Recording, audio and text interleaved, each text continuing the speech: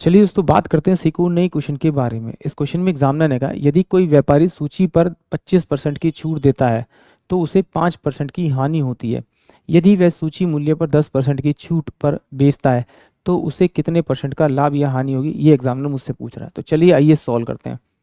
यदि कोई व्यापारी सूची मूल्य पर 25% की छूट देता है, यानी कि अगर मैं मानूं कि भाई अंकित मूल्य यानी कि मार्क प्राइस जो है वो 100 रुपये है, तो उस पर जो डिस्काउंट देगा 25% का, तो जो उसका एसपी होगा वो कितना होगा आपका 75 रुपये, यानी कि वो उसे 75 रुपये बेचेगा। अगर वो 75 रुपये बेचेगा तो उसे 5% की हानि होगी, यानी कि कॉस्ट प्राइस होगा उस पर 5% निकाल के माइनस करूंगा तो वो सेलिंग प्राइस आएगा, यानी इसके बराबर होगा।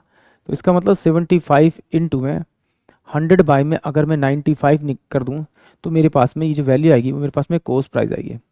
तो 5 19 पंजे 95 और 5 5 एकम 5 और 25 25, यानी कि अगर उसका सीपी 1500 बटे में 19 है तो उसका मार्क प्राइस कितना होगा आपका 100 रुपये होगा। इसको अगर मैं क्रॉस मल्टीप्लाई कर दूं, यानी कि 1900 में इसको यहाँ बना दूं मार्क प्राइस, 75 इंटू में आपका 19 सेलिंग प्राइस बना दूं, और ये जो सीपी है वो कितना बना दूं 1500 रुपये है, बना दूं।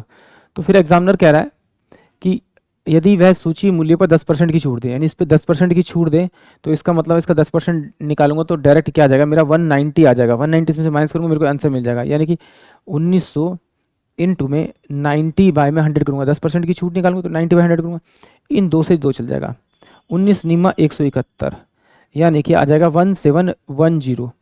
अगर वो उस आर्टिकल को अब 1710 रुपये में बेचता है तो उसे प्रॉफिट होगा या लाभ होगा, कितना होगा, वो एग्जामिनर ने मुझसे पूछा है।